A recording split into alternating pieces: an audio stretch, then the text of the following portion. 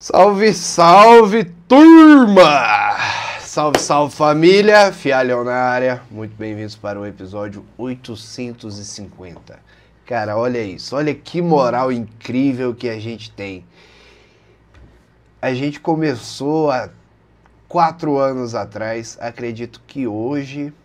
Aliás, eu acredito que o mês de outubro a gente faz 4 anos de Pode Vir Podcast. E... tendo vocês aí, estamos em 56.500 inscritos e vamos chegar a 57, falta 500 inscritos. Então, agora você pega seu link, pega o link do podcast, manda para 5 amigos, fala aí, você já assistiu o podcast Bairrista? Você já assistiu o podcast de Goiás? Envia para essa pessoa que a gente vai arrochar. E antes... fica aí com os nossos patrocinadores. Salve, galera! Fialhão na área e venho trazer uma notícia especial para vocês. Você que gosta de comida japonesa, mora em Senador Canedo, venha conhecer Curiqueto Sushi Bar. Junto com a minha parceria com o Lucas, agora vocês têm quantos por cento de desconto, Lucas? 20% nos primeiros 10 pedidos. Fechou, então. Fechado. Então, você utilizando o cupom PODEVIR20, você vai ganhar 20% de desconto. A gente vai estar facilitando a sua vida aí. Tamo junto, Lucas. Obrigado por mais uma parceria. E vamos que vamos. Se inscreve, acompanha o vídeo aí e deixa um comentário. Valeu! Valeu, gente. Tchau, tchau.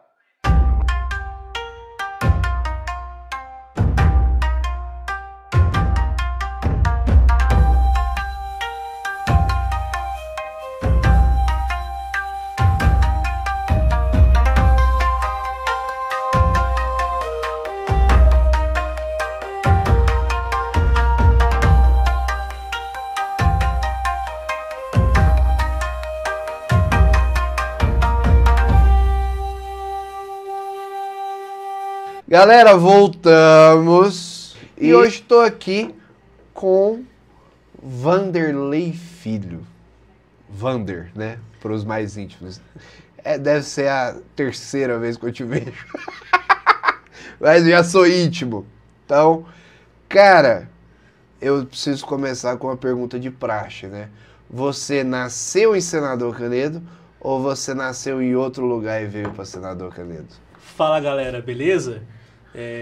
Aqui é o Vanderlei Filho, mas todos vocês já são íntimos, já estão acompanhando, podem me chamar de Vander. Então é o seguinte, para começar, né, é um prazer estar participando do podcast hoje, Fialho. Muito obrigado por ter Não fala que é entrevista não, chamado. porque entrevista é pautado. Não é entrevista, é só uma conversa, um bate-papo, não é? Isso. É um prazer estar participando hoje, ainda mais 4 anos já. O tempo passa voando, viu, meu amigo? Enfim, é um prazer estar aqui. E respondendo a sua pergunta, na verdade eu não sou daqui, né? Eu vim de um pouco distante, eu vim lá de Rondônia, lá de Porto Velho, 2.500 quilômetros aí de chão, então é uma estadia boa, vim cá. Porém, minha família, né? Minha família daqui, tem muitos tios, muitos primos daqui.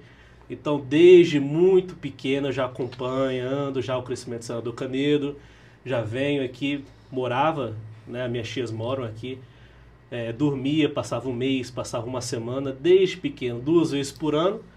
Então, como a minha família já é daqui, eu já estava habituado não só a Goiânia, mas a Senador Canedo, eu decidi vir para cá, assim, para estudar e fazer a minha vida. Tira uma dúvida, Rondônia é do lado de Rondonópolis? Rondonópolis, na verdade, é uma cidade que fica lá no Mato Grosso. Não tem nada a ver. A única coisa que tem a ver é que Rondonópolis, pelo menos eu penso, né, que foi também, né, não sei se foi fundada, mas deve ter alguma relação a Marechal Rondon, né, que foi o que chegou lá em Rondônia, por isso se chama Rondônia, não é? Faz sentido. Assim como Rondonópolis. Porém, uma coisa é Rondonópolis, é uma cidade lá do Mato Grosso, outra coisa é Rondônia, né, que a capital é Porto Velho. Eu, inclusive, sou da capital, lá de Porto Velho. Nessa brincadeira, você falou Rondônia, tem uma cidade, o pai do amigo meu tem uma construtora de casas de madeira, que é a Alpha Comics. Inclusive, depois você me paga royalties pra falar sobre, viu? Brincadeira. Ele vai para uma cidade para pegar madeira, aí ele faz todo o cuidado lá, envia a madeira, aí a esposa dele, junto com alguns familiares, eles projetam uma casa 100% de madeira para cá. Inclusive tinha um showroom ali na GO 020, um pouco abaixo do posto. E aí, por isso que eu perguntei de Rondonópolis, né? Uhum. Mas na verdade não é Rondonópolis. Rondonópolis é a cidade do meu vizinho. Ah, é? E aí eu não lembro o nome da cidade que o pai dele ia para pegar madeira. Aí esse amigo meu desentendeu com o pai. E aí hoje ele trabalha na Stone, sabe? Mas agora você me pegou. Agora minhas lembranças tão ruins, porque meu amigo virou da Stone, ele parou de falar o nome da cidade, parou de pegar madeira, né? Mas aí você ficava indo e vindo para Senador Canedo? Como que foi sua infância? Então, literalmente era isso mesmo. Nas minhas férias escolares, tá certo? Meus pais sempre traziam a gente aqui para Senador Canedo, porque o meu pai, ele é de Jaraguá, na verdade, então ele veio trabalhar aqui em Goiânia, ele foi farmacêutico, ele trabalhava em uma farmácia, depois ele trabalhou por muitos anos como representante farmacêutico, então ele viajava muito no interior aí de Goiás, visitando os médicos, né, representando os fármacos dele, os remédios dele para fazer Qual a que venda. era a empresa? Vai que seu pai visitava meu pai, só falta, né? Mas, meu pai já me falou muito, acho que era Skilby. Era alguma coisa assim o nome da... Mas tem muito tempo? Em década de 70. Década de Não, 70. década ali. de 70, meu pai é de 61. Olha, eu acho que meu pai já pode ter visitado o seu já, que ele visitava todos que eram médicos. Mas né? é porque assim, meu pai, eu tava fazendo as contas, meu pai tá com 40 anos de medicina completos esse ano. Entendeu? Então, 40 anos de medicina dá 1980. Uhum. 70, meu pai não era médico. Meu pai provavelmente estava ali ou no antigo colegial ou como residente, não sei. No melhor das ocasiões, residente. Uhum. Entendeu? Quem sabe, depois eu vou dar uma olhadinha lá com o Dr. Vanderlei, então. Fechou. Se eles conversaram. Porém, ele, como eu falei, né, meu pai ele era de Jaraguá. Minha mãe é de Orizona, aqui do lado, se não me engano, fica do lado aqui de Cristianópolis. Um é do jeans, o outro é a terra. Pois é, e foram encontrados lá no Colégio Colu, lá no Universitário. Que doideira. Exatamente, minha mãe trabalhava na Americanas, lá da Avenida Anhanguera. Aí meu pai ia lá, andava com ela, acompanhava no trabalho todos os dias. Se conheceram naquela época, no final do ensino médio, ali, se não me engano, no final do colegial, né? É o colegial. Naquela época era colegial. Então, Cara, só me lembra, Colu, ficava onde? ali na 11ª, na Por quê? 11, lá no Universitário. Tá, lembrei. Tá, Entendeu? beleza. Fica perto ali, perto da PUC, Perto da Praça Universitária. perto da Praça Universitária, naquela região ali. Sim. Exatamente. Aí foi desenvolvendo a vida deles, né? O caminho do meu pai como representante farmacêutico levou até Rondônia. Aí casou com a minha mãe, foram os dois lá para Rondônia. E enfim, lá E tiveram a tiveram minha você. irmã. Tiveram a minha irmã é médica também. E depois teve eu, entendeu? E até uma história engraçada. Eles são de Goiás, né? E moram em Rondônia. E eu e minha irmã somos de Rondônia. E mora em ambos Goiás. moramos aqui em Goiás. A gente sempre foi picado pelo mosquito de Goiânia, né? Da pamonha. A Mas gente quem bebe água provou daqui... aqui, não tem jeito. A gente quis vir pra cá. Tanto que desde sempre, como eu já tenho essa conexão com o Senador Canedo eu conheci, cara, desde Aquela época, assim, antes da duplicação da avenida, antes de fazer o shopping, entendeu? Antes, quando a cidade de Sandokan era bem menor, bem pequena. Então a gente não tinha ali pela Vila São Sebastião, Vila Santa Rosa, tá certo? Aí desde essa época eu venho acompanhando e falo, cara, quando eu crescer, quando eu puder fazer faculdade, Eu vou morar fazer aqui. faculdade, eu quero morar aqui. Cara, e por que você foi pra engenharia? Meu, Eu não sei. Ó. É porque assim, eu não sei qual parte fica mais interessante. Se a chegada em Senador Canedo ou porque que a pessoa fez a profissão dela, né? uhum, Porque, cara, eu sou formado e eu não atuo na área. Entendeu? Eu fiz ADM. Agora, quem cuida do meu dinheiro é minha mulher. Eu não tenho paciência pra ver boleto nenhum. aham. E aí, você fez engenharia civil. Isso. Interessante. Então, engenharia civil, como foi que eu... Como que você... Às vezes até hoje eu me pergunto, Por por que eu fiz engenharia civil? Mas gosta de ficar no sol, né? Gosto de ficar no sol, gosto de ficar na poeira, gosto de ficar debaixo de chuva, porém, na verdade, meu pai, ele é advogado, Ah, tá certo? E a minha infância inteira, ele sempre me levou, quando eu não estava estudando, ele me levava para trabalhar com ele. Então, minha infância inteira, na verdade, minha juventude inteira, eu ia acompanhar ele nos fóruns da vida, cartórios, essas coisas assim de advogado. sim. Aí eu fui acompanhando É o que aquilo- nossas esposas fazem. Isso, exatamente. Aí eu fui acompanhando aquilo e falei, cara, isso não é pra mim. Ah. Não, aí eu vi ele trabalhando atrás dele, aquele tanto de ação, né? Livro, ler, escrever. Eu falei, cara, essa parte não é comigo. Então eu já comecei excluindo direito. Como falei, a minha irmã, ela é médica, né? E é aquela coisa, né, de irmão mais velho, irmão mais novo, fazia medicina, ela me mostrava as fotos dos livros de medicina dela. Nem fudendo, você traumatizou. Aí eu vi aquelas imagens, sangue, tudo, ela no internato, ela dentro de hospital, fazendo cirurgia, ela me contando os relatos dela. Ah, E tudo isso foi bem na época que eu estava formando, né, a minha opinião de qual curso ou não eu ia fazer. qual que é a Porque diferença de idade entre você e ela? 9 anos. Então, 9 anos, então ela me pegou bem na veia ali pra me traumatizar. Tipo assim, ela tava com 18, você tava com 9. Isso, exatamente. Ela tava com 29 e você com 20. Isso, então assim, ela já veio me fazendo aquele papel de irmã mais velha, me traumatizando. Aí eu olhava assim, cara, Qual que é o nome dela? Aniele. Doutora Aniele. Doutora Aniele. Inclusive também residente, Senador Canedo, tá morando aí, entendeu? Trabalha aqui. Enfim, aí a gente eu já fui decidindo, ó, medicina não é comigo. E eu fui pesquisando outras áreas. Pô, Mas tem administração. você traumatizou pelas fotos e vídeos ou você chegou a acompanhar alguma coisa igual seu pai? Não culpei não, que nem pode, né, hospital e tudo. Porém, só do pode. que ela já me falava, eu já... Se você tiver um networkzinho, você consegue. Ainda bem que É eu não o que a tive, gente então. tava conversando em off. O network resolve tudo. Ainda bem que eu não tive esse network, eu ficava lá longe mesmo, eu tô na minha. É aqui. melhor mexer com cimento.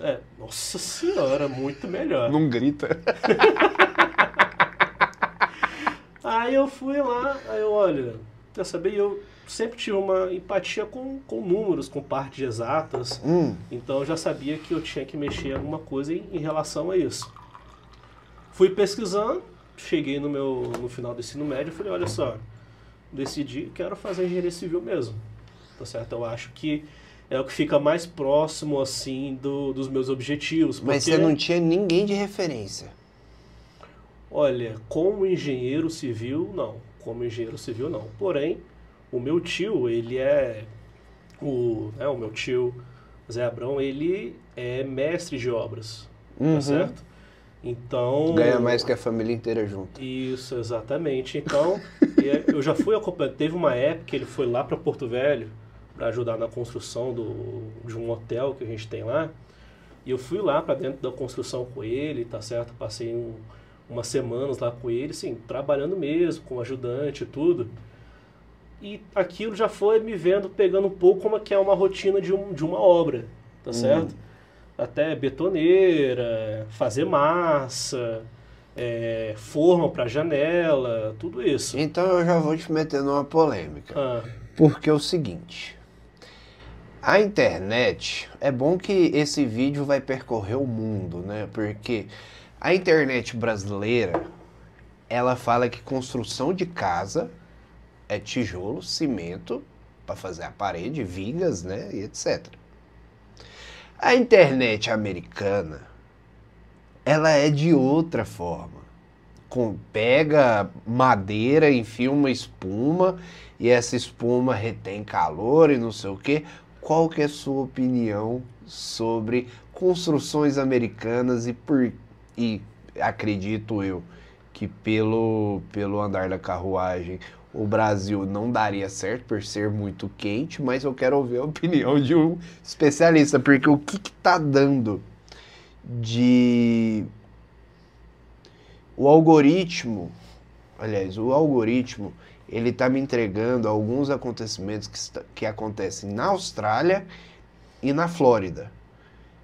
Que quando uma determinada parte do ano, você tem que refazer essa espuma, porque a espuma derrete.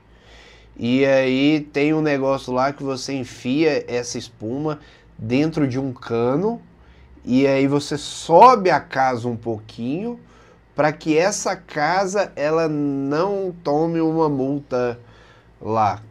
Me explica isso, por favor. então, na verdade, essa diferença de construções, né, que não só entre os Estados Unidos e Brasil, porém, Estados Unidos, Brasil ou qualquer outro país, a definições das construções não é só por um motivo, na verdade. Eu gosto muito de detalhar que são em 3 aspectos, que é, primeiramente, cultural, ou seja, nós aqui no Brasil fomos acostumados a utilizar tijolo de barro. Depois passamos para tijolo cerâmico, depois fomos passando aí para cimento, massa, concreto. Então tem esse primeiro aspecto, que é o aspecto cultural. Segundo, o aspecto geográfico, que esse é o principal aspecto, na minha opinião.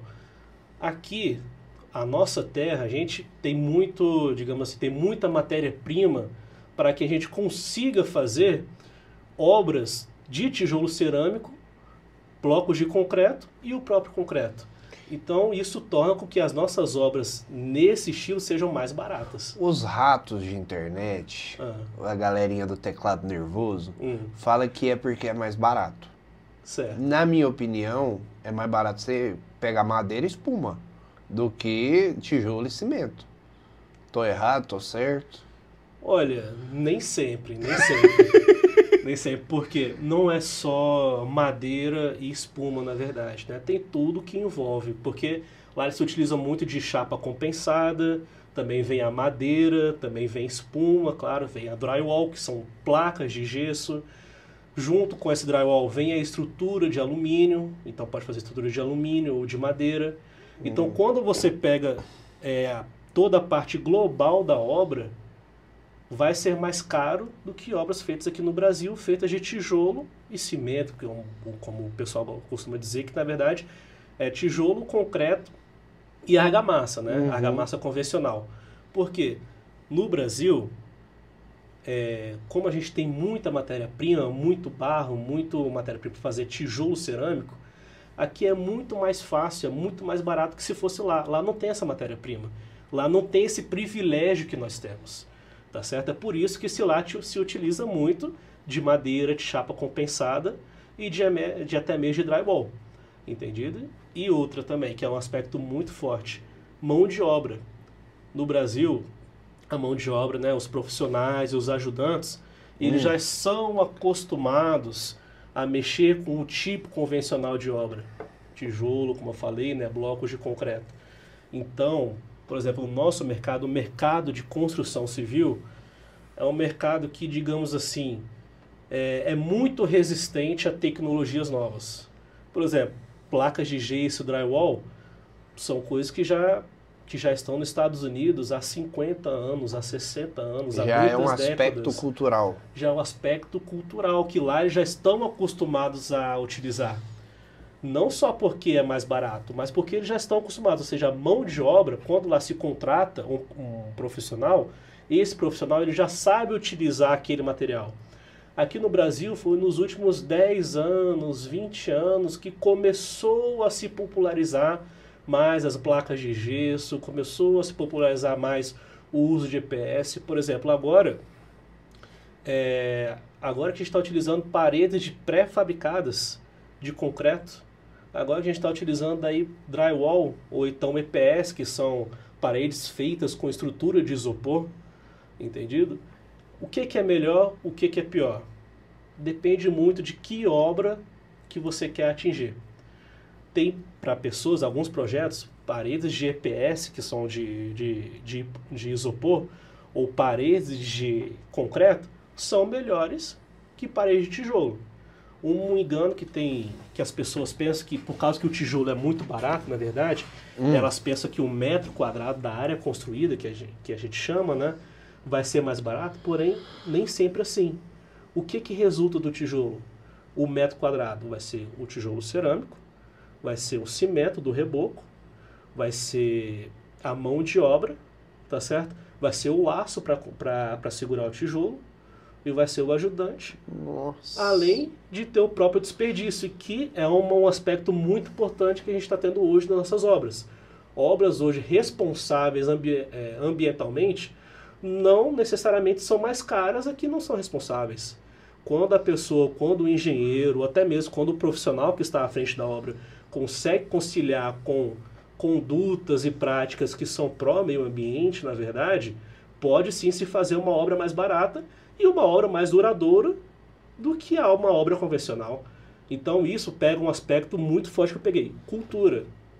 Na cultura do Brasil, chama-se principalmente aquelas pessoas que já estão acostumadas a fazer obra convencionais, digamos assim, elas não sabem fazer obras de outro formato. A obra convencional e a obra tradicional são obras diferentes. Convencional, na verdade, eu estou falando como se fosse a mesma, né? Que é aquele É a tijolo mesma coisa. cerâmico, argamassa e estrutura de concreto. Tá. Acabou. É isso. É porque meu nicho ele é totalmente diferente, entendeu? O que que eu sei? Agora que eu tenho um amigo que mexe com betoneira, entendeu? Que eu vou te apresentar, o Júnior. Cara, antes eu achava que na minha cabeça cimento, água e enxada, né?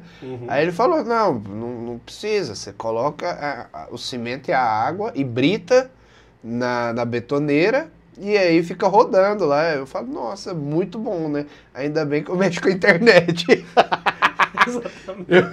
eu ia apanhar. Mas vamos voltar na sua faculdade. Qual que foi o momento que você falou, cara, é isso que eu quero pra vida? Porque com certeza, a qualquer momento, todo brasileiro, o brasileiro médio ali, ele tem algum momento que ele fala, eu vou largar esse trem. Qual que foi o momento que você falou, não, pera aí que eu não posso largar tudo, porque tá quase acabando, pera aí, eu devia ter feito, sei lá, artes na Federal. Qual que foi o momento que você se apaixonou? Olha, na verdade, na área da construção civil, quando eu entrei na engenharia, em 2015, na verdade, a gente tem uma visão muito simplista do curso, né? A gente pensa que engenheiro civil, quem é formado em engenharia civil, né? Ele simplesmente constrói casas, constrói pontos, faz um esgoto aqui, outro ali, um aeroporto e pronto, acabou. Porém, Faz não é o quê? isso. Um aeroporto, Não, portas, antes você falou esgoto. esgoto, Depois- infraestrutura. Depois vamos entrar nessa parte do esgoto? Rapaz, isso daí é complicado, viu? Não, mas dá certo, dá certo. Mas Não é furar o chão e enfiar o cano, né? Não. Se antes fosse isso, eu nem precisaria fazer curso. Eu nem precisaria ter me matado de estudar. Antes Daqui a fosse. pouco a gente faz um cortezinho para falar como que monta um sistema de esgoto. Claro. Mas só continuando, é uma visão muito simplista, na verdade. E não é só isso. Engenheiro civil, a engenharia civil, eu gosto de falar que, na verdade, é um curso em que nós aprendemos a resolver problemas. Sim. Não tem aqueles probleminhas que tem no ensino médio. Ah, seu João tem um mercado, tem 50 melancias, 60 laranjas. Você faz a regra de 3 e resolve. Faz a regra de 3 aqui, vendeu por tanto, deu desconto de tanto. Quanto que sobrou com ele? É, na verdade, isso. Só que em níveis muito mais complexos. E que envolve, né, equipes, que envolve projetos, e que envolve prazos muito longos. Então, você começa, na verdade, a fazer tantas contas, em que você começa a desenvolver uma parte em que você começa a administrar projetos e equipes. Então, na verdade, a real função do engenheiro civil é isso. Por quê? Construir uma casa, um profissional aqui que nunca fez um curso de engenharia civil, ele sabe construir uma casa. Fazer uma rede pequena de esgoto, entendeu? De uma casa ou de um prédio. Como que chama? É poço artesiano, não é? Poço artesiano que Que é proibido, né? No Brasil. na verdade, aqui em Santa Caneda é proibido. É? Eu achava Isso. que era no Brasil inteiro. Não, lá em Porto Velho não é. Lá em Porto Ah, Velho a gente tinha poço artesiano. É de região em região. Depende muito em relação à água tratada que a população recebe. Se não tem água tratada, então tem que ser o poço artesiano. Uhum. Né? Então, assim, nós somos administradores de projetos, digamos assim. sim. Esse pensamento que eu tive mais ou menos ali na metade do curso me fez acender o alerta em que o curso ele é difícil, tá certo? Assim, na verdade todo curso é difícil, mas enfim, alguns precisam de mais tempo, não? Porém, quando eu cheguei a essa conclusão em que, me tornando engenheiro, eu não estava simplesmente fadado a ficar debaixo de poeira, a ficar debaixo de sol ou fazer projetos, deu aquela virada de chave, ou seja, eu preciso completar esse curso porque eu estarei preparado para o que deve entende? Então, muitos engenheiros, eles se formam e são grandes administradores. Muitos engenheiros, eles são grandes motoristas de Uber também, que a gente costuma falar. Eu tá ia... preparado para qualquer coisa. E o Albani foi fazer piada. Foi fazer piada. E ficou rico. Estamos preparados para qualquer coisa. Vanderlei, eu preciso fazer isso, isso e isso. Tá bom. Só me fala que aí a gente resolve aqui. Cara, Esse é o meu curso. interessante. E você falando sobre seu curso, me veio eventos que foram desastres naturais. Que teve a questão, acho que no Nordeste, não vou saber o estado, mas que a terra afundou e aí teve que fazer evacuação, salvo engano, de setores, ou de uma cidade inteira, não lembro. E também me veio aqui a tragédia de Brumadinho. Uhum. Só que eu acho que o Brumadinho não vai entrar na alçada, né? Ou entra também nessa questão.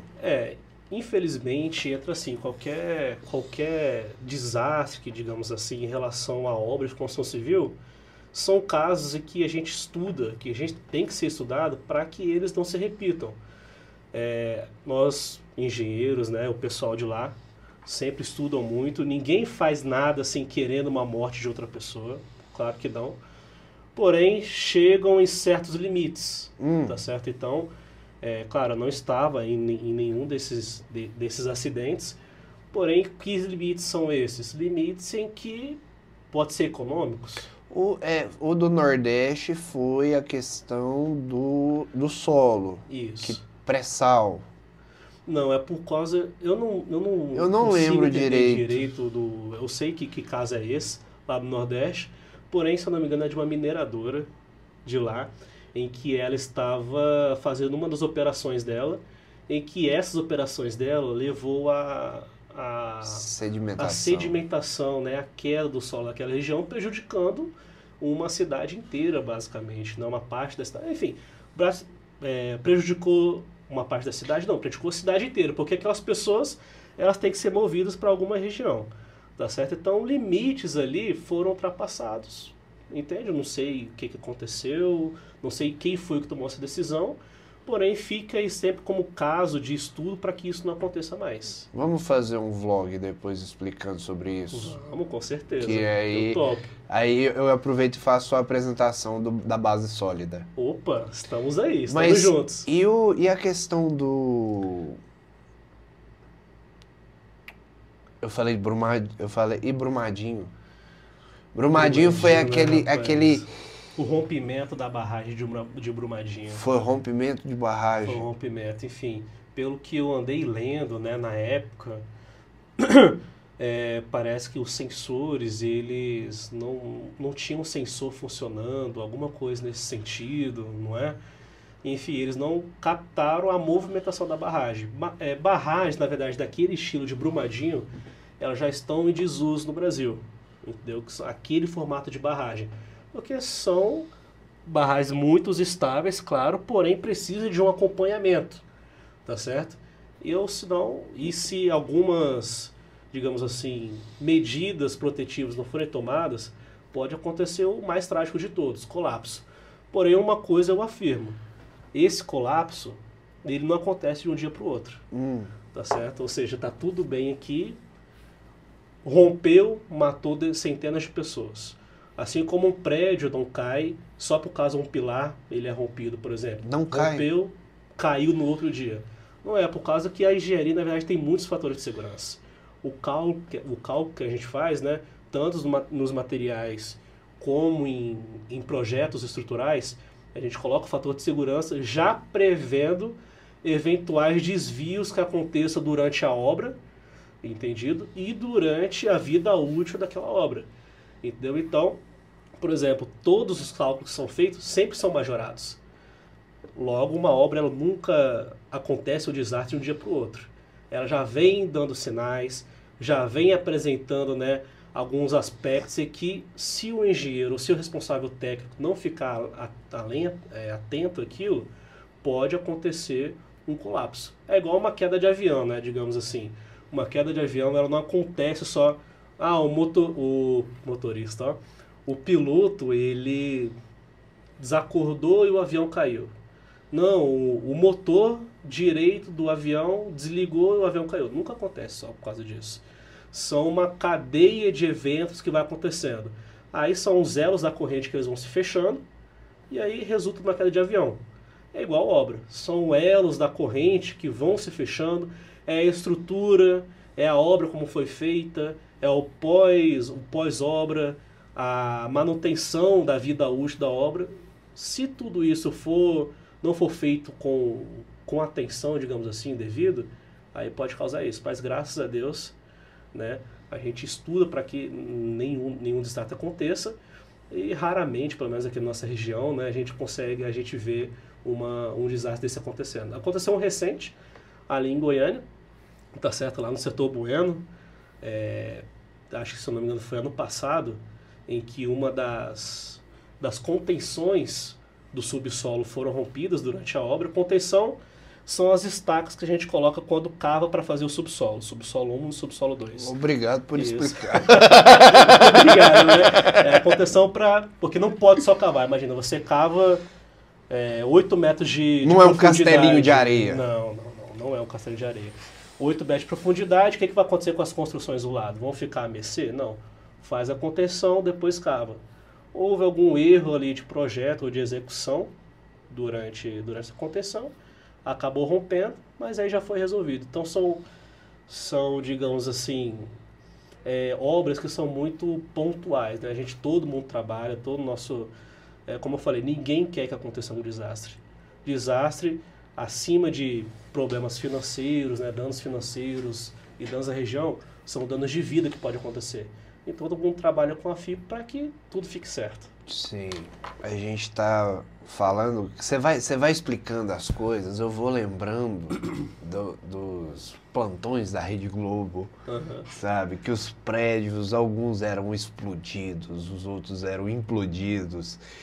E tudo tem um porquê, né? Tudo é estudado. Não se explode um prédio do nada, né? Acredito eu. Mas eu era criança, achava aquilo legal e ficou por isso mesmo. Mas quando a gente fala sobre uma construção, aliás, quando a gente vai trabalhar no marketing, a gente estuda a pirâmide de Maslow, que começa na base, acaba no topo. Quando vocês, engenheiros, vão construir algo, acredito que é a mesma coisa, começa na base e vai para o topo. E quando a gente vai construir a base, vocês ainda mexem um pouco abaixo, que é o subsolo, né? Vamos construir uma casa do zero, de forma rápida, explicativa e sucinta. Como que a gente pode construir essa casa? Em Senador Canedo. Entendi. Então, vamos para o que a gente chama daquele cronograma de obra. Já anota aí, você que está querendo construir uma casa. Todo jeitão de professor, ó. Já pega papel e caneta na mão. Primeiro, fechou o terreno é seu lá, tá todo bonitão, tá todo feliz. Vai lá, tirou o alvará de construção. Beleza, vamos começar a obra. Por onde a gente começa? Primeiro, pessoal, limpa o terreno, tá certo? E faz o projeto arquitetônico. Um projeto bem feito é o que vai economizar na obra.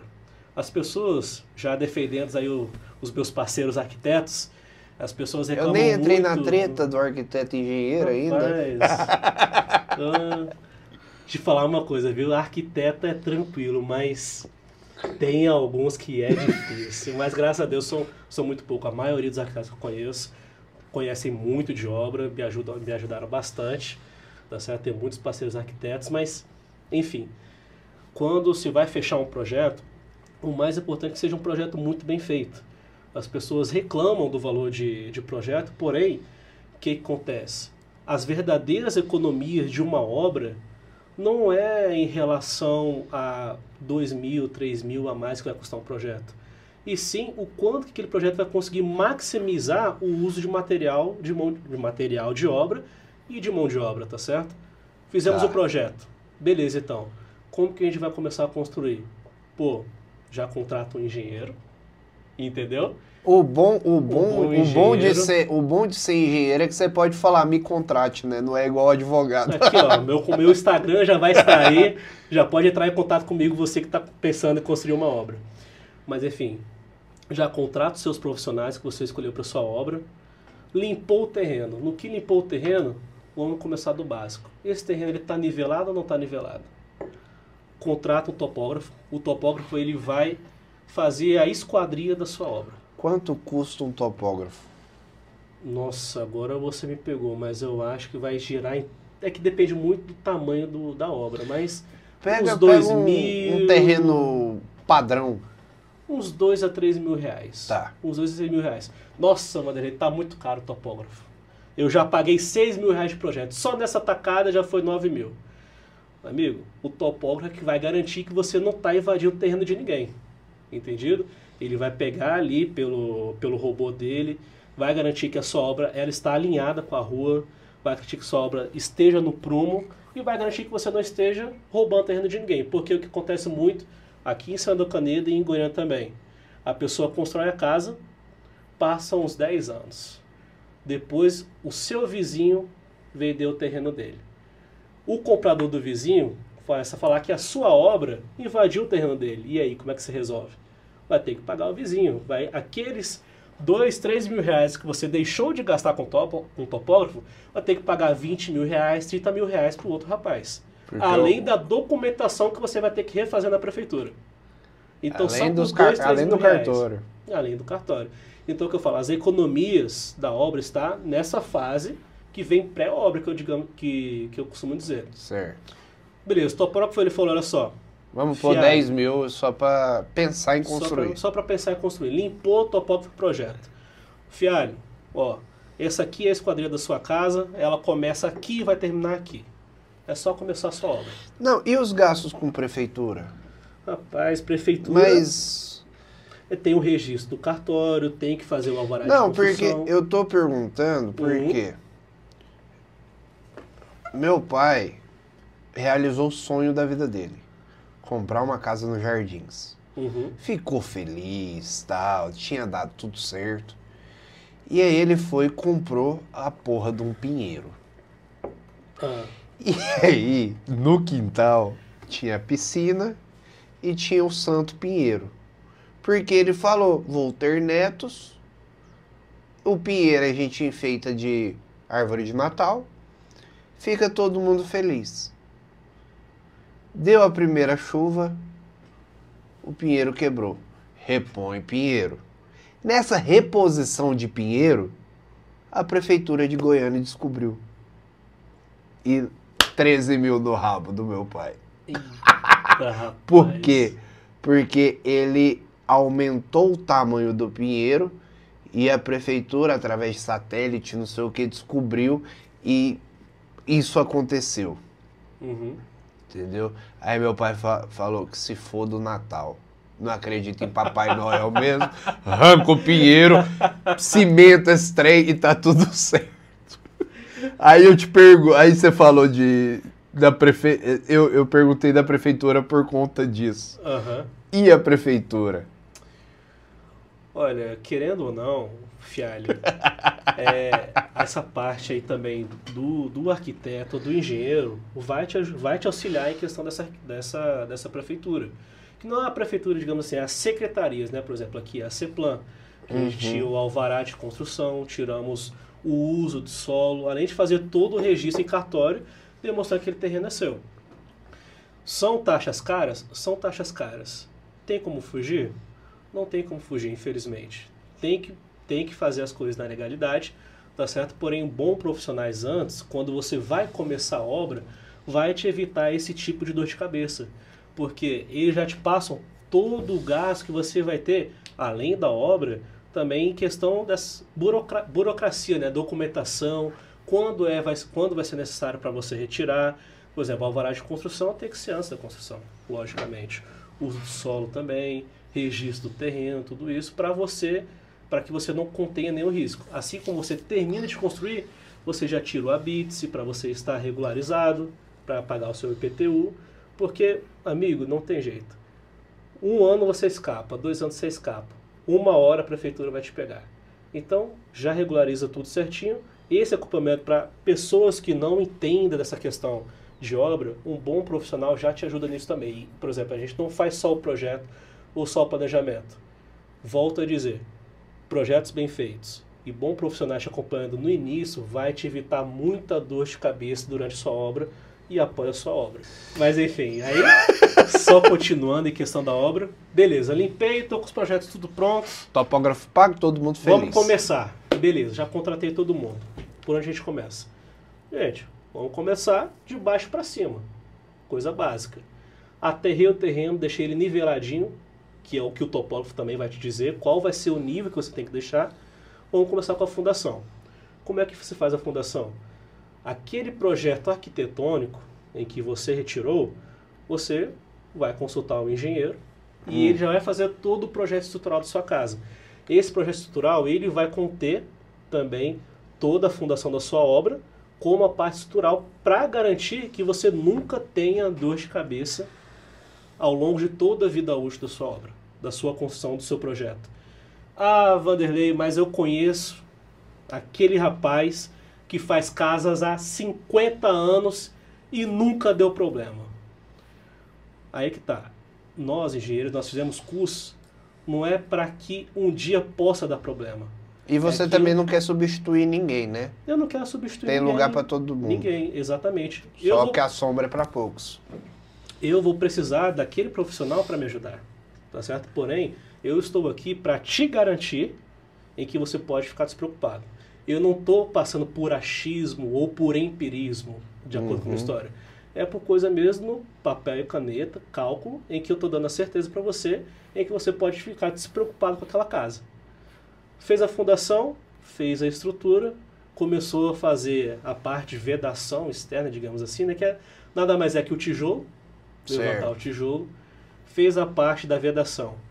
instalações, instalações elétricas, instalações de água, instalação de esgoto, toda essa parte já deixou as saídas prontas, né, que é tudo que foi cavado, por exemplo, esgoto e água. Depois, reboco, é o que eu falo, a parte cinza já está pronta. Pronto. Já, aí aquela pessoa, né, que não participa muito de obra fala, ufa, já gastei uma fortuna. Aqui já paguei 80% da casa. Meu amigo, espera chegar na parte de acabamento. É a parte de acabamento que chega o ferro mesmo. É a torneira de 25 mil que sua mulher quer. Mas é só quem já construiu e sabe o valor de uma porta e de uma janela que já tomou aquele susto, porém entregou a parte cinza. Entregou a parte cinza, o que a gente faz agora? Parte cinza que chama? Parte cinza, que ela entregou no cinza, né? Nomenclatura bacana. Isso, aí vem a Black agora. Agora que chega a parte complicada mesmo. Mas o construir, ele é mais caro que o restante, não é? Olha... Ou depende do gosto do cliente? Depende do gosto do cliente. Depende do gosto do cliente. Porque, por exemplo, o problema da, por exemplo, estrutura é um dinheiro que o cliente tem que comprar todo o aço de uma vez, por exemplo. Então fica o valor muito oneroso. Então tudo depende. Tudo depende do projeto. Tudo depende. Do que eu falei. Um projeto bem feito sempre vai economizar muito para o cliente. Então nós, por exemplo, eu, engenheiro, me contratou ali, não só eu, porém, meus colegas e tudo mais. A gente já apresenta para o cliente, olha só, a fase da obra vai demorar 10 meses a sua obra. Nessa fase aqui você vai precisar gastar tanto de dinheiro, nessa outra fase você vai precisar gastar tanto de dinheiro, e na última fase você vai precisar gastar tanto de dinheiro, de acordo com o projeto. Então eu já demonstro para você quais serão as suas saídas e qual vai ser o seu prazo. Claro, toda obra, né, ela sempre tem desvios, digamos assim, por causa que a gente está mexendo com pessoas. E não só com pessoas, com o clima, com o tempo. Pode chover, uma chuva pode desabar uma forma, entendeu? Pode atrasar um concreto. O que é uma forma? A forma... Você está conversando com quem? Desculpa. Entende zero. Vamos começar. A forma é literalmente a palavra. É uma forma de madeira, tá certo? Que é a mais usualmente usada, de compensado, que é uma chapa compensada de madeira, né? E ela é usada para dar forma à estrutura de concreto. Então, é uma forma, por exemplo, retangular. São as vigas? São as vigas. O conjunto de vigas formam uma forma? Não. As formas, elas desenham as vigas. Certo. Não estou tão perdido assim. Aí depois você preenche essas vigas, esses pilares, né, digamos assim, com concreto. O que é concreto? É a mistura de cimento, com areia, com brita e com aditivos, em que você pode comprar já pronto de concreteira, ou pode fazer aqui na sua obra mesmo, através de uma betoneira. Preenche as formas, tá certo? Com esse concreto. Espera ali 28 dias até tudo secar, tudo certinho, 28, 14 dias. Retirou a forma, tá lá, a sua estrutura tudo feitinha. Depois, só subir o tijolo que fica tudo certo. Entendido. Entendido? Mas e o esgoto? O esgoto é naquela parte... na base. É antes... É o que a gente costuma falar que são as saídas, né, de esgoto. Quando você está ali fazendo a fundação, mais ou menos, antes de você fazer o piso, a laje, que é a parte concreta onde você pisa, logicamente, você já deixa saídas de esgoto para a rua, que é para ligar o sistema de esgoto da cidade, ou então para deixar para sua fossa. E se a cidade não tiver esgoto? Aí é fossa. Aí o cliente vai escolher onde é que ele quer deixar a sua fossa, tá certo? Na parte da frente da casa, na parte de trás da casa. Mais usualmente na parte da frente, onde fica fácil chegar um desentupidor de fossa, né, e tudo mais. E aí todo o esgoto da sua casa, que é esgoto na verdade? É o que sai do banheiro, tá certo? É o que sai do banheiro, é o que sai da cozinha, que passa antes pela caixa de gordura. Os excrementos. Entendi? Todos os excrementos, tanto orgânicos, tudo que tiver orgânico, vai para o esgoto, para a pronada de esgoto, entendeu? E tudo que for de água, que não tem excrementos, por exemplo, não sei, torneiras, entende? Drenagem da sua casa, para, por exemplo, ralos da sua casa, vai direto para a rua, esses não vão para a fossa. Então, tudo isso é feito antes de você fazer a parte de tijolo, antes de você fazer o piso. Certo. Vamos pegar Dubai. Hum. Dubai é uma cidade sem esgoto. Lá tem prédios. Para de querer ir. O maior prédio do mundo, salvo engano, é lá em Dubai. E aí ele não tem esgoto. Tanto que tem uma empresa lá que 24 horas fica carregando caminhão para fazer o recolhimento dos excrementos e do que é retirado lá. Mas Senador Canedo tá longe de ser uma Dubai, né?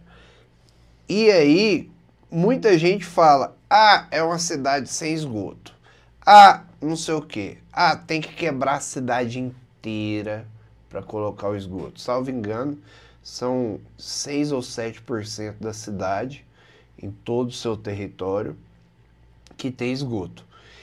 Precisa realmente quebrar a cidade inteira para fazer esgoto? Ou não precisa? Olha, essa é uma boa pergunta, na verdade, uma ótima pergunta. Eu, como engenheiro, eu sou muito a favor de esgoto, por quê? O esgoto ele traz a parte do desenvolvimento da cidade. O que a gente quer para o futuro de Senador Canedo? A gente quer que continue sendo uma cidade periférica ou quer que Senador Canedo cresça economicamente? Mas, Vanderlei, o que tem a ver esgoto com crescimento econômico? Pessoal, o esgoto, primeiro, na parte sanitária, fossa, tá certo? Por mais que ela seja uma caixa de concreto, né, e que não tenha vazamentos, uma ou outra fossa pode ter vazamento, sim. É natural, porque é uma estrutura que fica enterrada. Ela vai para o solo, contamina o solo, e o que tem no solo? Lençol freático. E por que não pode ter poço artesiano? Você vai colocar um poço artesiano que pega do lençol freático do lado daquela fossa, não só da sua fossa, mas a fossa do seu vizinho, da sua quadra, do seu bairro. Isso porque a gente mora no centro. Isso porque a gente mora no centro. Esses dias teve contaminação do rio Sozinha. Uhum, né? Exatamente. Porque... Que foi ambiente, que foi coisa do meio ambiente, algas. Isso. Mas, né? Porque é aquela eu falei para você, né, questão do meio ambiente mesmo, tá certo? Se contamina o lençol freático, pode contaminar rios. E se contaminar rios, de onde a gente tira a nossa água para beber? Não, mas vai passar pela estação de tratamento de água. Vai passar pela estação de tratamento de água. Porém, você quer uma água correndo o risco de ter coliformes fecais ou não quer? Então essa já é a primeira parte, a questão sanitária. Segundo, o esgoto, ele proporciona para a cidade a verticalização da cidade. O que é verticalização? Construção de prédios. Prédios, edifícios, grandes projetos. Por exemplo, uma casa que contém 3 quartos, digamos assim, ela constrói uma fossa. Então aquela fossa ela foi feita para comportar 3 quartos e uma cozinha e uma família de 4 pessoas, digamos assim. Agora imagina uma casa, uma do lado da outra. Teriam que ser 2 fossas ou uma fossa maior. Imagina agora 4 casas no mesmo quadrante, no mesmo, digamos assim, no mesmo terreno, 20 vezes, uma em cima da outra. Então, 4 vezes 20 vai dar ali 80 casas, certo? Vão ser feitas 80 fossas. Então, ou então vai fazer uma fossa 80 vezes maior? Não tem como, inviabiliza o projeto. Ou tem que fazer uma mini-et, ou então vai ter que fazer um pequeno Burj Khalifa que todo dia alguém vai ter que ir lá e vai ter que fazer a limpeza dessa fossa. Ou seja, enquanto o Senador Canedo não tiver esse esgoto, não, praticamente viabiliza a questão de grandes projetos aqui na região, tá certo? Por causa dessa questão sanitária, digamos assim, que fica economicamente inviável. Esgoto é o que costumam dizer, né? Que prefeitura vai querer fazer esgoto? É enterrar dinheiro. Porque vai lá, vai fazer o buraco, como você falou, a gente conversou no início, né? Cavou o buraco, colocou o cano lá, atrapalhou todo mundo, atrapalhou a cidade inteira. Atrapalhou a avenida, atrapalhou a rua, atrapalhou a senhora da casa que ali no mês de setembro, aquele vento de terra, todo Nossa. aquele buraco, vai entrar terra na casa da dona da casa, vai ter que limpar tudo de novo. Quando tiver chuva, vai ser barro para tudo que é canto. Depois vai fazer o asfalto e vai falar assim, não, aquele prefeito, ele atrapalhou a gente. Fiquei aqui com o esgoto passando, a cidade ficou calma por 2 anos. Porém, os benefícios que aquela prefeitura, né, que for fazer o esgoto de Senador Canedo, os benefícios para a cidade vão ser duradouros, vão ser a médio e a longo prazo. Então, daqui 10, 15, 20 anos, vai possibilitar que Senador Canedo cresça ainda mais. E foi por causa desse esgoto. Claro, não é só o esgoto. Tem o esgoto, tem a água, tem a parte elétrica, tem a infraestrutura da cidade. Porém, tudo isso condiciona um ecossistema financeiramente viável e atrativo para que Senador Canedo cresça. Você falou essa questão do dinheiro debaixo da terra, né? Eu lembrei da campanha de 2022. Foi, 2000 e... Agora, né? Foi para prefeito que o povo falava que obra debaixo da terra não dá voto. Cara, eu ouvia isso, eu falava, é saúde, mas o povo Exatamente. não quer saber, né? Mas vamos falar de empreendedorismo agora. Claro. Né? Uma coisa é você se formar engenheiro, saber vender seu produto. Outra coisa é você criar um CNPJ e começar a vender para os outros, né? Como que foi o início da Base Sólida? Por que que você falou, pera, eu não preciso só me vender como engenheiro, eu posso vender as demais coisas, né? Como que foi esse insight? Na verdade, o insight veio que a minha família ela sempre teve uma pegada muito empreendedora, na verdade. Eu sempre tive grandes exemplos à minha volta. Então, aquela coisa que eu falei mais cedo e que eu tive o toque no meio do meu curso é que engenharia civil eu não estaria fadado a só ficar debaixo de poeira, debaixo de chuva, controlando obra. Ele me possibilitaria que eu tivesse mais acesso a resolver problemas, independente do problema. Tem conta, tem números, tem viabilidade? Tô dentro. Tô dentro. Eu posso não conhecer nada do projeto.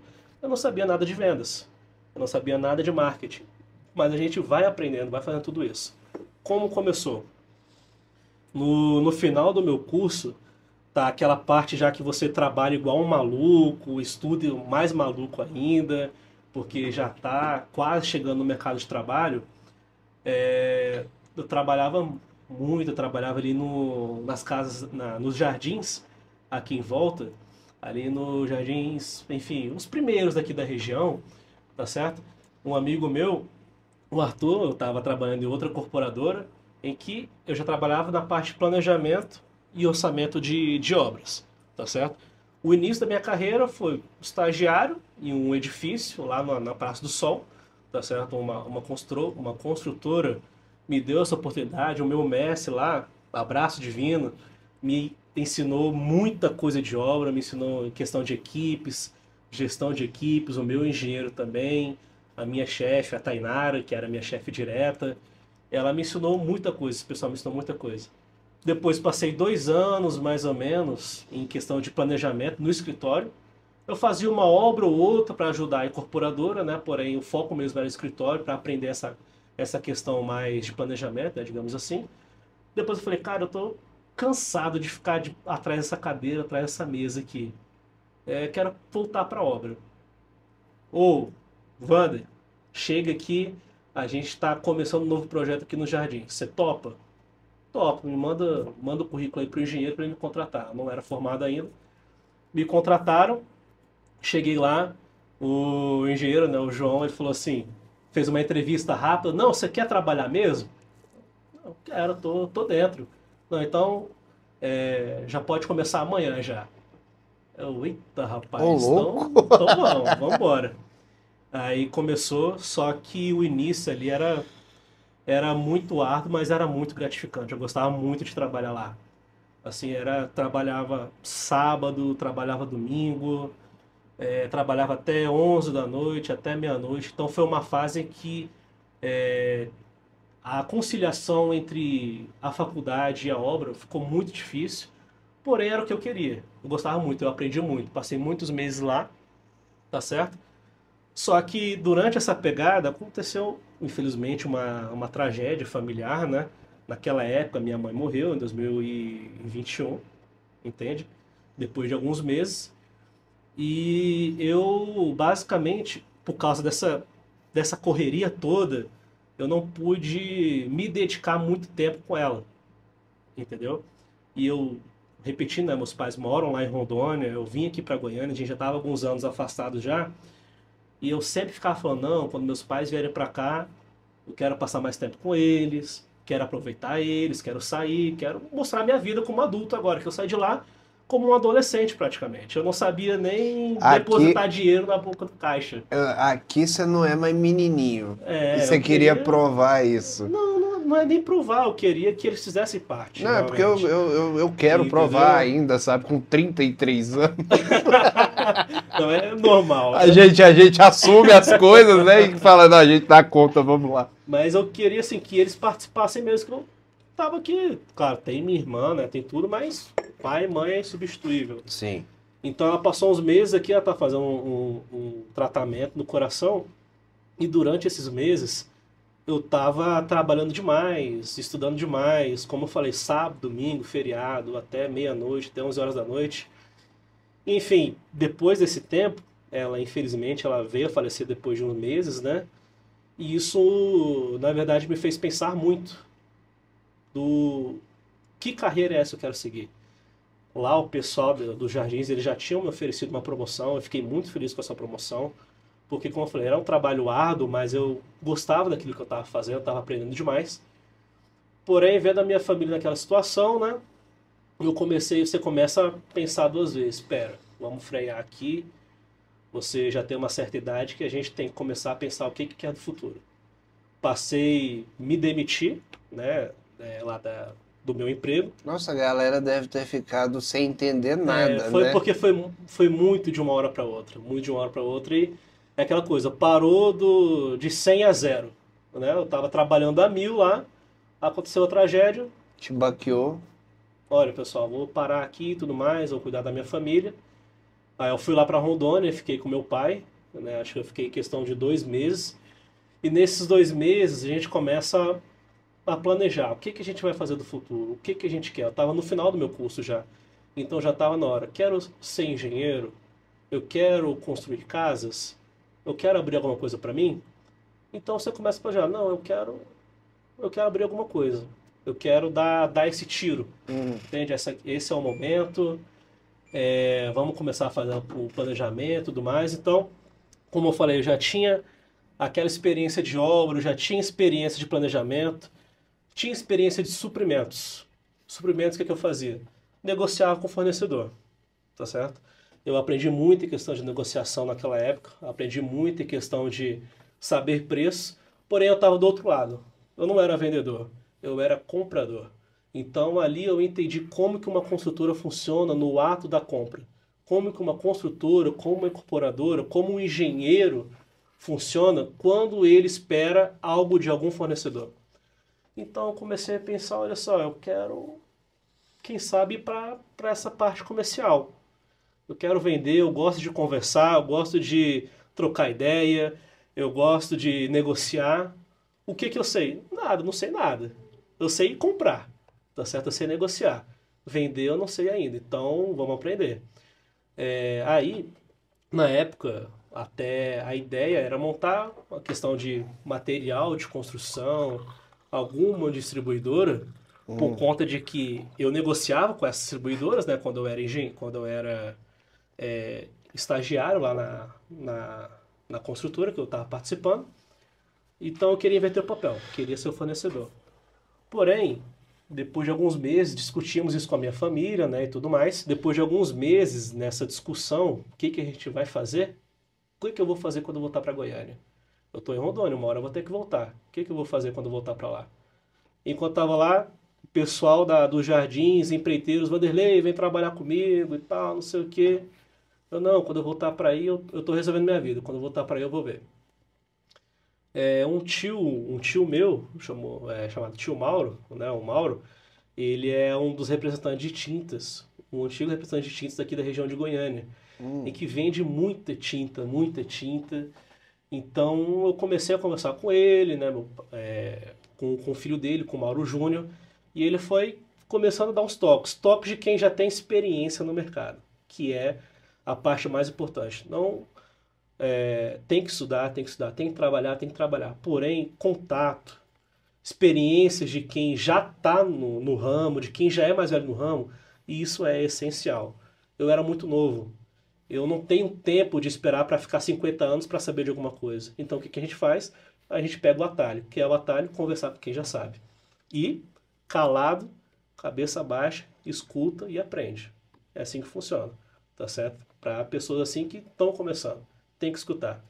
Ele falou, olha só, esse ramo, assim, de loja e tudo, tem dificuldade tal, tal, tal, tal, tal. Eu comecei na parte de indústria. Só que ele é uma indústria de estopa, tá certo? Aqui na região de Goiânia também. Na época, ele estava lá, se não me engano, era perto de Campinas, tá certo? Ele tinha recém começado essa indústria. Mandei, filho, vamos lá dar uma conhecida para você ver como que é o processo, tá certo? Sem Sem compromisso. compromisso. Vamos lá conhecer. Conheci a indústria dele, ele mostrou tudo, como é que é a linha de produção. Então ali a gente começa a ponderar que lado a gente vai participar. A gente estuda, faz o plano de negócio. Com o plano de negócio a gente decidiu começar uma indústria de argamassa. Mas por que indústria de argamassa, Vanderlei Filho? Não Tão tem tantas específico, indústrias né? por aí, indústria de argamassa. Eu tive que aliar a minha vontade à minha experiência. Eu trabalhei minha vida profissional, digamos assim, né, com construção. Então, eu não queria fugir dessa parte de construção, é uma coisa que eu já conheço. E parte de argamassa eu conhecia muito, tanto na parte de obra, que eu fui construtor, como na parte também de comprador, de negociador. Eu sabia qual é a papelada que uma indústria de argamassa tem que ter. Eu sabia o que a argamassa precisava apresentar para eu considerar como uma argamassa boa. Tanto no ato de compra, como no ato ali, ó, de aplicar do meu profissional, do meu assentador, ela achar boa. Seu João, tal, fulano, essa argamassa é boa? É, Vanderlei, por que ela é boa? Por causa disso, disso, disso. Por que ela não é boa? Por causa disso, disso, disso, outro. Então você começa a fazer as conexões. Estudou, a gente fez esse projeto e decidiu pegar esse caminho. Quando você fala sobre argamassas boas ou ruins, são as marcas. Ou é algo. Não, são marcas mesmo, porque são filosofias de marcas, tá certo? Não vou ficar apontando o dedo pra ninguém aqui, Sim, não, claro, por favor. não é a minha intenção. Nós casamos com advogadas, mas não Mas também precisamos. não precisa abusar. Porém, são argamassas que gosto de dizer que são filosofias diferentes, tá certo? Tem argamassa que tem uma filosofia de ser mais barata, entendido? E tem argamassa que tem uma filosofia de ser um pouco mais cara, porém que apresenta uma qualidade maior. O sol brilha para todos. Tá certo? Quando você fala de argamassa, da qualidade das argamassas, eu que sou da publicidade, lembro muito das propagandas, né? E aí, vamos colocar pro lado de cano, que acredito que foi nos anos 90, anos 2000 ali, que começou a surgir a marca Tigre, né? Então a gente pode dizer que essas argamassas inferiores, mais baratas, elas não são uma Tigre. Sim. Entendi. Olha, não é bem por esse caminho, na verdade. Entendeu? Por exemplo, tem indústrias em que não participam da parte de varejo, ou seja, a parte de lojistas, e atendam diretamente construtoras, tá certo? CNPJ. Ninguém nunca ouviu falar dessa indústria, assim, comumente falando, pessoas que não são do ramo, digamos assim. Porém, são argamassas baratas e extremamente boas, mas extremamente, extremamente boas mesmo, em que, assim, a gente, essa argamassa qual é a filosofia dela, entendeu? Como é que o dono lá da indústria, então o responsável técnico, está conseguindo atingir essa, esse grau digamos assim, de qualidade dessa argamassa. É uma argamassa barata e excelente. Enquanto isso, tem argamassas em que fornecedores, pode ser até mesmo fornecedores grandes, tá certo? E que não apresentam essa qualidade, em que ganham aquilo que é o quê? A embalagem, entendido? É uma marca já muito conhecida, já muito divulgada, entendeu? Aquela coisa, é julgar o livro pela capa, tá certo? Em que são mais caras, mas nem sempre essas argamassas são melhores, tá certo? Então, é o que eu costumo falar, são filosofias de marcas. Agora é o seguinte, o mercado, como é que a gente faz para conseguir essa confiança? Pô, é uma marca pequena e tudo mais, uma marca recente, não estou confiando, tem essa argamassa aqui que eu já trabalho há muito tempo. Amigo, Então você quer falar que o que define a argamassa não é o preço, e sim para que ela vai isso. ser utilizada. Exatamente, exatamente. Beleza. Fala o seguinte, testa a argamassa primeiro, compra aqui, ó, uma, duas, outra e tal, manda o seu profissional testar. Aquela argamassa que tiver boa, pô, testar demora 30 minutos, demora 20 minutos. Aquela que for boa, você opta. Não pode sempre se julgar pela capa, digamos assim, tá Certo. certo? Porque é o que eu falei, tem empresas grandes em que tem uma qualidade inferior, não estou falando que não presta, longe disso, não estou falando disso, mas estou falando que tem uma qualidade inferior, tá certo? E é em indústrias pequenas em que tem uma filosofia diferente, entendido? Que querem chegar no mercado de um outro jeito, digamos assim, não no grande varejo, digamos. Então, Tá.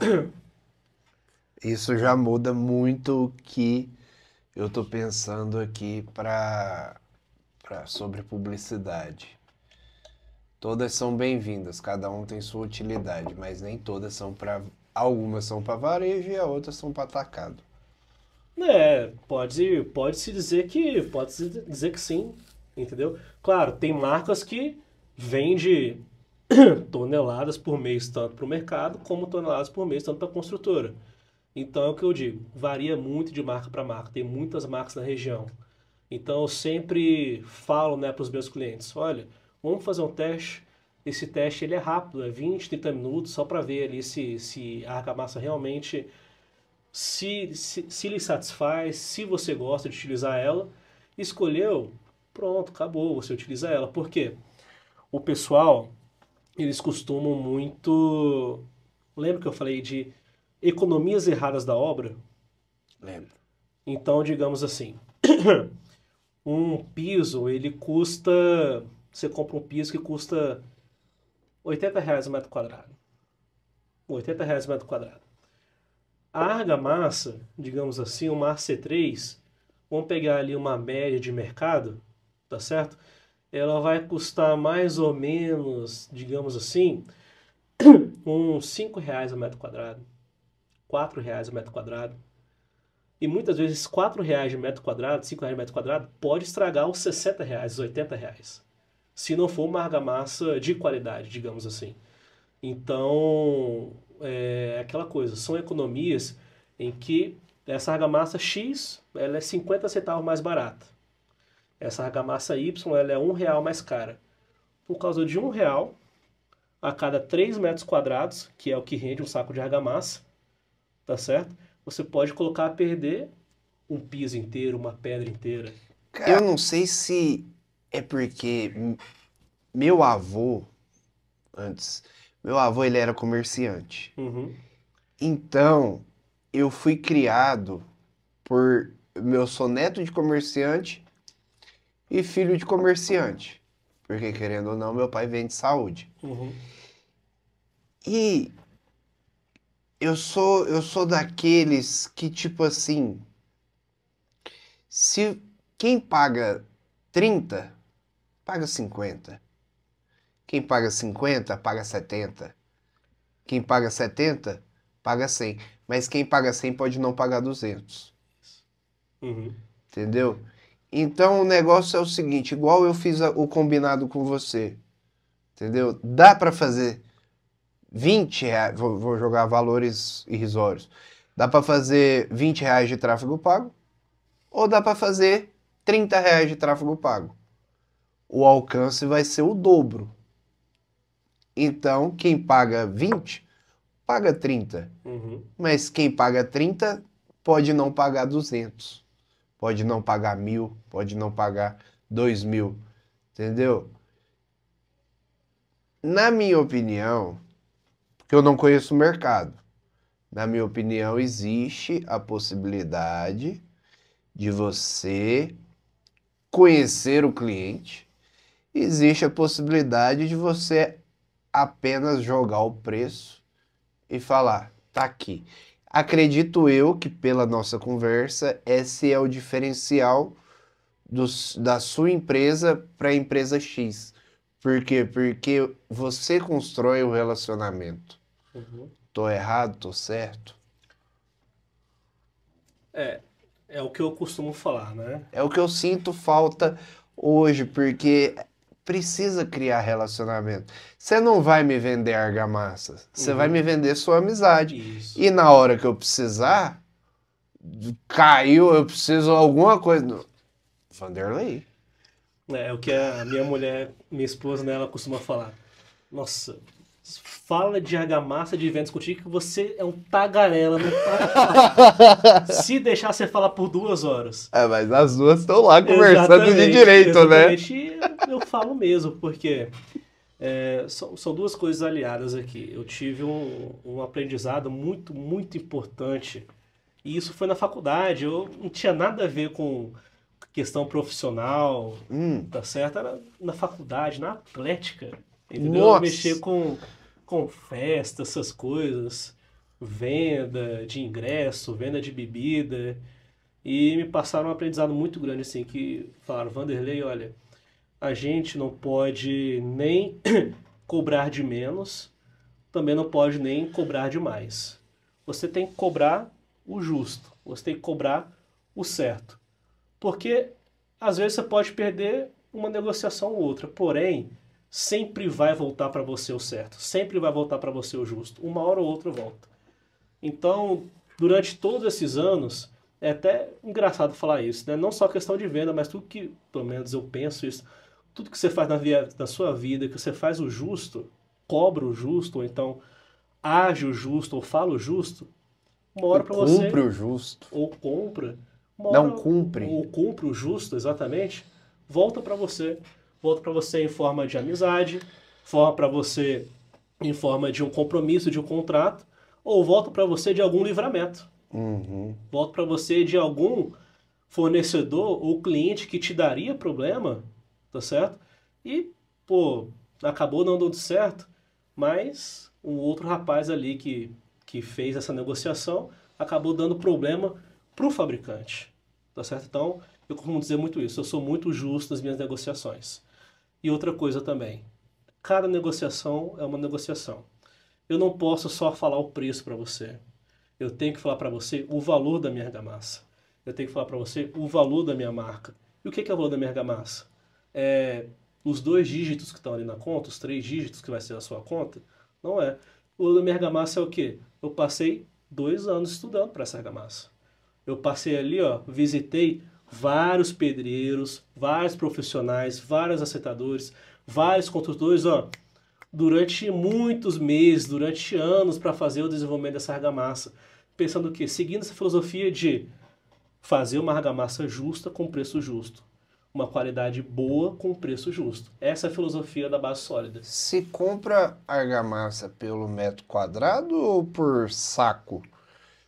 Pelo metro quadrado você faz o quantitativo de sacos. Eu visitei a sua empresa, mas eu só lembro daquela máquina gigantesca, sabe? Por quê? Porque eu tava muito focado em fazer conteúdo pro Rafael Lira, sabe? Então, acabou que eu não tirei minhas dúvidas lá. E veio a lembrança agora, sabe? Tem 2 tipos de clientes, né? Tem um cliente que ele já calcula a quantidade de sacos de argamassa que vai precisar. Ele fala para mim, ou fala para algum do time comercial, e a gente fornece a argamassa. Ou então, Vanderlei, eu tô com uma obra de uma sala de 50 metros quadrados. Às vezes nem isso. Ah, eu tô com uma sala para sentar. Beleza, meu amigo, mas quantos metros quadrados? Ah, eu não sei. Liga pro seu pedreiro aí. Fala para ele medir com a trena lá, qual é o tamanho da sala e tudo, aí já faz a Aí, conta. aí eu dificulto, não tenho pedreiro, só tenho a sala. Rapaz, vamos ali no carro agora. Eu Bora lá. peço pra você, eu já tô com a minha trena aqui já. Vou Pronto. lá na sua obra. E outra coisa, eu não vendo só argamassa. É o que eu tô falando pra você, eu vendo o valor da minha marca. Então, já cansei de passar em obras daí, tá certo? Em que eu ajudei o cliente não só na venda de argamassa, mas, Vanderlei, eu tô com problema de filtração aqui na minha obra. Eu tô com um problema estrutural. Eu ajudo, eu sou engenheiro, tá certo? Eu sou engenheiro e não sou engenheiro só no papel. Eu participei de obra, fiz muitas obras, tá certo? Fiquei ali, ó, feriados, finais de semana, debaixo de sol, debaixo de chuva com o pessoal, até 10 da noite, até 11 da noite. Fiquei lá debaixo da obra, fazendo planejamento. Então eu tenho propriedade, sim, não só em falar, mas para ajudar. Muitas vezes eu posso não fechar negócio, tá certo? Ó, Vanderlei, já infelizmente é, achei assim que não vai dar certo nossa negociação. Beleza, amigo, tudo certo. Precisando de alguma coisa, esse é o meu contato, pode contar comigo. Eu não vendo só argamassa. Vanderlei, estou precisando de aço, estou na parte estrutural. Porque, só resumindo, a fase que eu entro em cada obra é a fase de acabamento. A fase de acabamento e assentamento de piso, que é uma fase dentro da fase, digamos Que assim. é o rejunte. Que é Ou o não? piso, a argamassa e o rejunte. Eu entro nessa fase. Então, Tá. muitas vezes em 10 meses de obra, 8 meses de obra, 6 meses de obra, eu estou entrando ali com aquele cliente nas 2 semaninhas dele em que ele vai acertar o piso. Nas 3 semaninhas dele que ele vai acertar uma pedra. E o restante da obra? Eu não vou participar? Não é assim. Wanderlei, estou precisando de tal fornecedor aqui. Opa, eu conheço fornecedor de aço. Eu conheço fornecedor de cimento. Eu conheço fornecedor de tijolo. Wanderlei, estou com tal problema de mão de obra. Amigo, o que está faltando aí na sua obra? Tá faltando um eletricista. Não, eu conheço um eletricista bom aqui e tudo mais. São redes de relacionamento, fialho. Eu ajudo os meus parceiros me ajudam, eu ajudo meu cliente, futuramente meu cliente vai me ajudar. Futuramente a base sólida não vai ser só uma fornecedora de argamassa, tá certo? Um futuro muito breve, inclusive. Nós não só fabricaremos argamassa, fabricaremos também outras linhas de produto direto para a construção civil. Aqueles clientes que não me procuraram só na minha argamassa e procurar em outras fases, eu vou conseguir fornecer eles também. Não forneço agora? Beleza, eu conheço o fornecedor aqui, conheço outros indústrias da região, tá certo? Impermeabilizante, tinta, formas de madeira, aço, tudo isso, todo mundo vai se ajudando. É o que eu costumo falar. O sol brilha para todos. Entendeu? Eu falo muito mesmo. Eu É, costumo falar, porém, essa questão de venda é todo um relacionamento que você vai fazendo com o cliente. mas e a Entendido? sombra? A sombra é para poucos. Como assim a sombra? É porque assim, lógico que é uma metáfora, mas Aham. eu acredito muito no poder da decisão, né? E a decisão, ela é pessoal. Você escolheu empreender, automaticamente sua cabeça não para e 24 horas a gente tá ali. Provavelmente você deve sonhar fazendo argamassa. Da mesma forma que às vezes eu sonho que eu tô fazendo um podcast, sabe? Só que aí a gente a gente pensa, cara, preciso bater meta. E aí você automaticamente está gerando valor para uma pessoa. Mas a sua empresa, para você, tem um valor. O seu cliente, você tenta ao máximo entregar o valor que a sua empresa tem para você. Uhum. Só que às vezes ele só quer enxergar o preço, né? E aí você deixa de entregar uma vida ao sol para querer entregar uma vida à sombra para que ele fique tranquilo, mas ele não quer, ele quer ficar no sol. Ele quer fazer com que a parede dele caia, ou fique torta, ou dê... Como que chama quando a água invade a parede? Infiltração. Que a parede dê infiltração. Então ele quer uma vida ao sol. Porque ele não quer desembolsar. E a gente não fala sobre só dinheiro, né? A gente vende qualidade, a gente vende praticidade, a gente vende uma vida à sombra para o cliente.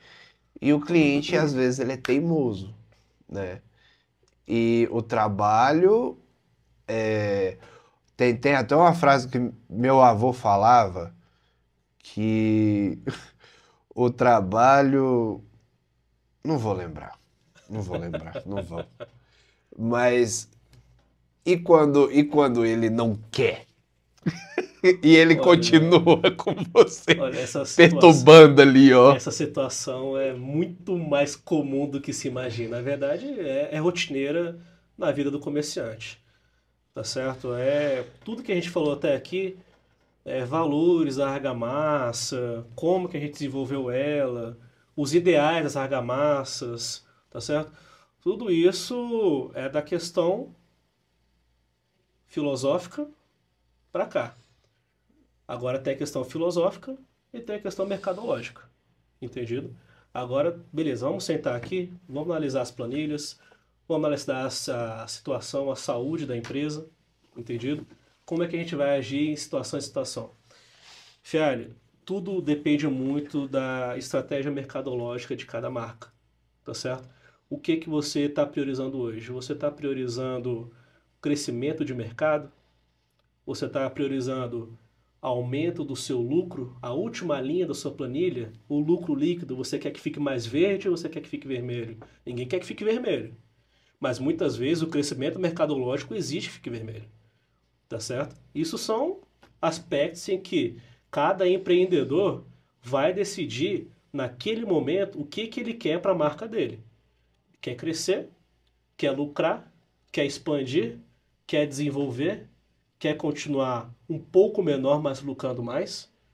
Entendido? É o que ele escolhe para a empresa dele. E tudo isso são fases, tá certo? Por exemplo, muitas vezes costuma-se pensar que uma empresa que está crescendo demais ou que você não para de ver em todas as lojas tá lucrando horrores. Pô, o dono dessa empresa aí tá rachando dinheiro. Muitas vezes é uma estratégia daquela empresa de crescimento mercadológico. E depois que faz esse crescimento, traça-se uma outra estratégia para aí sim começar a, digamos assim, desenvolver mais a parte financeira da empresa, tá certo?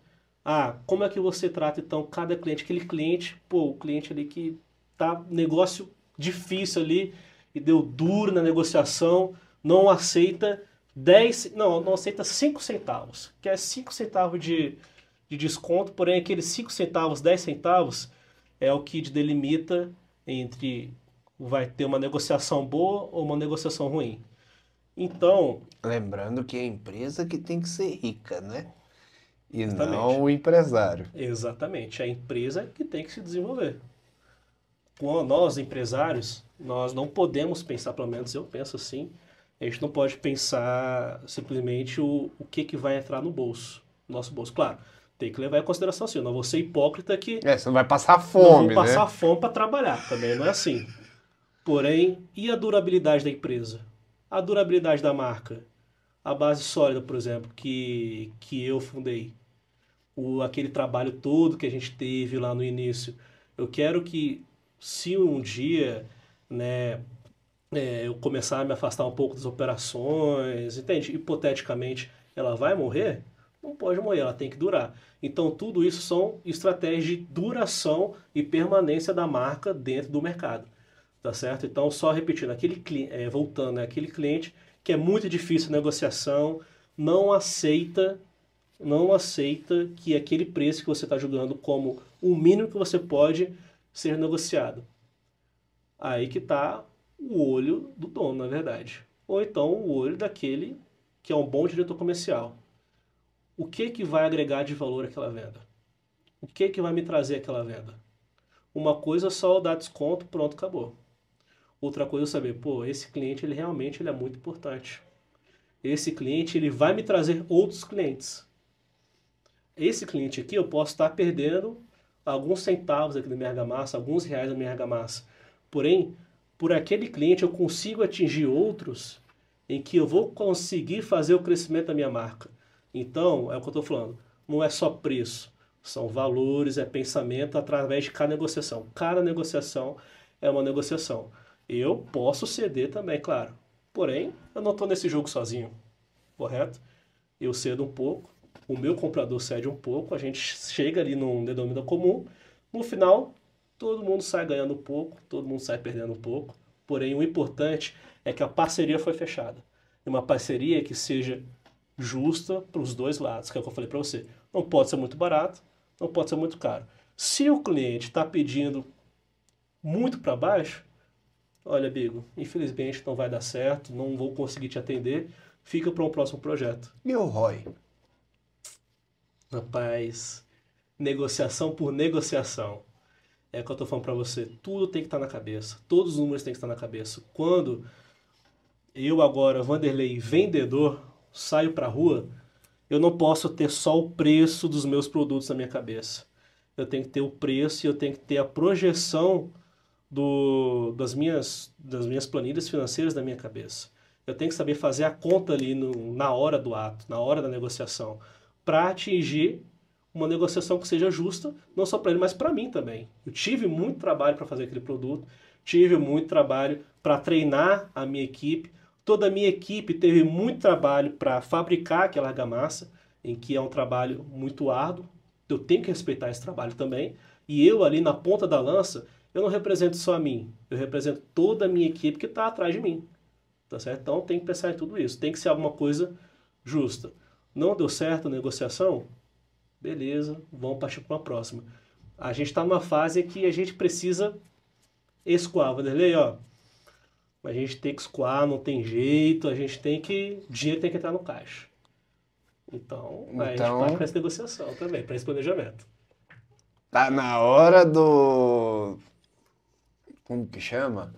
Tem um influenciador que ele diz sobre fechar abrir as torneiras e fechar o ralo.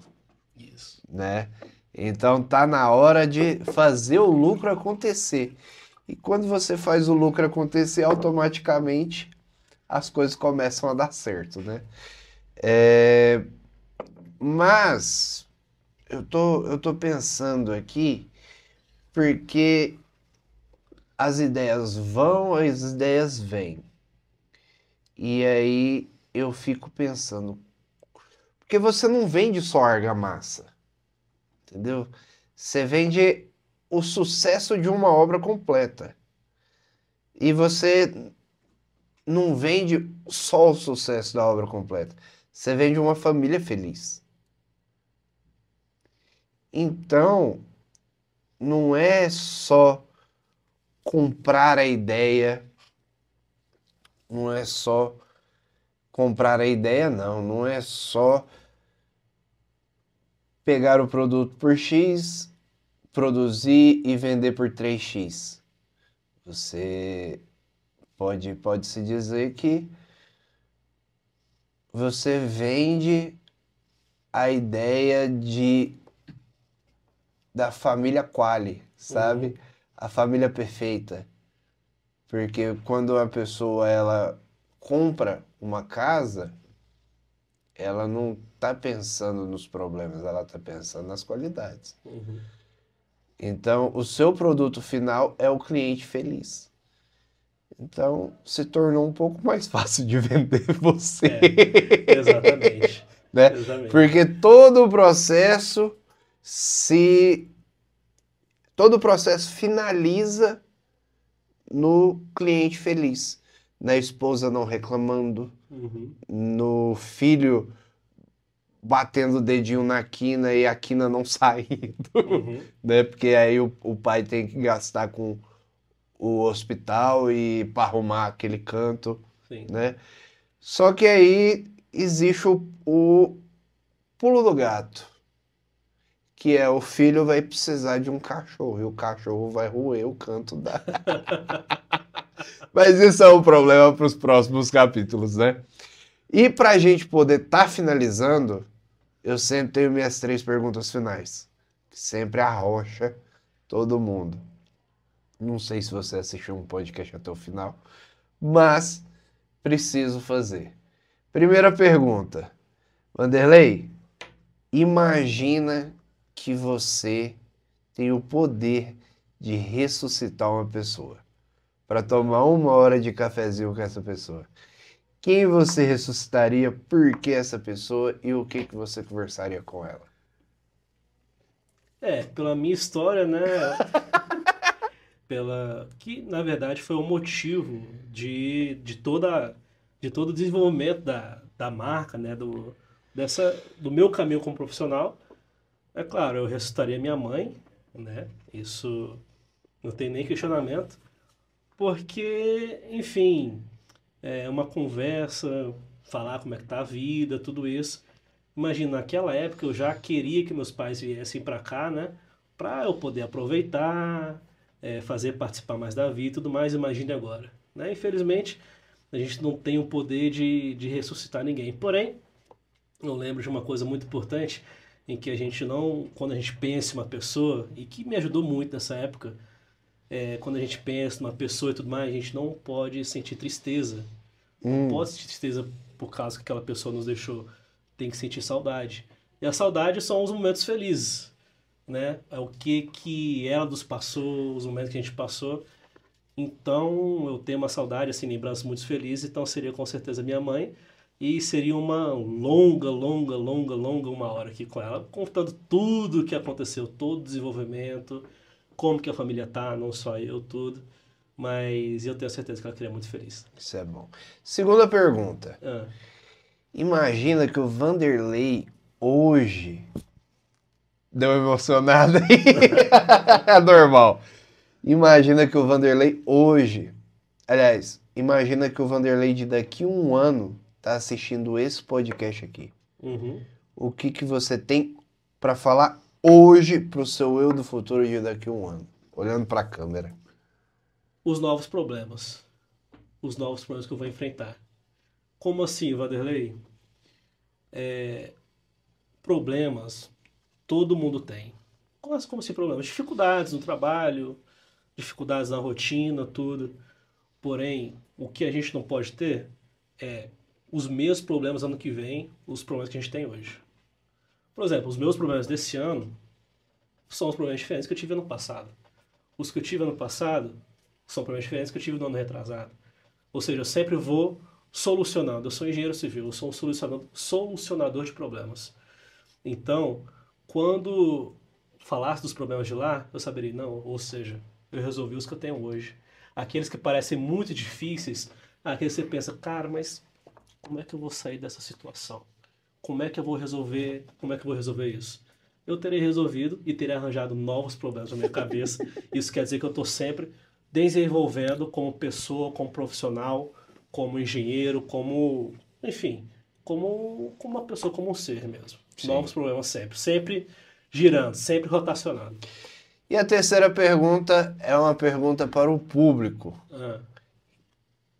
Vamos unir o meu público ao seu público para fazer uma pergunta. O que você tem para perguntar para as pessoas responderem nos comentários? Que é para perguntar para o público? Entendi. Da mesma forma que a gente fez a collab, que o meu público ficou sabendo do podcast, entendi, e que o seu público ficou sabendo também. E que a gente foi se seguir só depois. Entendi.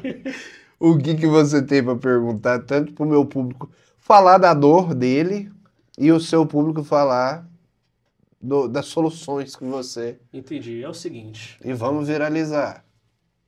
Sou vendedor, sou engenheiro, sou empresário, mas principalmente eu sou parceiro. Eu sou parceiro dos meus clientes e sou parceiro daqueles meus futuros clientes.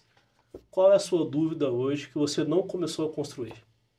Por que você não começou a construir tanto a sua obra, como para você morar, como o seu projeto para vender, com o seu projeto de investimento? o que te fez em questão econômicas, em questão de medo, em questão de desconhecimento. Conte comigo, conte pra gente, que eu tô aqui justamente para ajudar. Não só com argamassas, mas do início ao fim. Pode contar comigo, que a gente tá junto nessa. Pra galera que assistiu, muito obrigado. A gente nem falou de casamento, nem tanto sobre empreendedorismo, mas se esse podcast aqui bater 100 likes, não, 250 likes, a gente traz o Vanderlei de volta e a gente faz um novo podcast sobre empreendedorismo, um pouco mais a fundo sobre empreendedorismo, um pouco mais sobre casamento, como que ele conheceu a mulher dele, não sei, entendeu? Mas conto com vocês e conto com like. Gente, um beijo, se inscreve e tchau. Beleza, então, galera, ó, foi um prazer participar desse podcast. Responde a pergunta. Tô esperando aí os 250 likes. 250 não. Vai bater a meta.